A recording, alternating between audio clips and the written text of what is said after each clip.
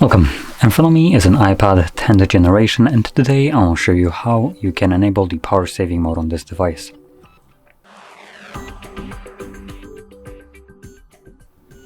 So to get started, let's pull down our control center.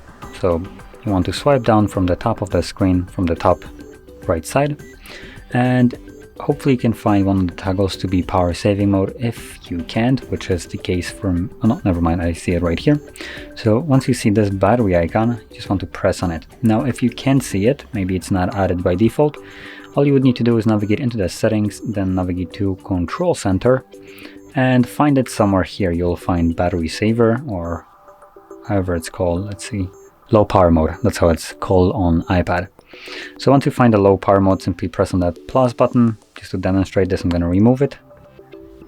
So there we go, as you can see it would show up somewhere here. All you do, press plus, it gets added, and when you close this off you can now find it in here. And like I mentioned before, just tap on the toggle to enable it.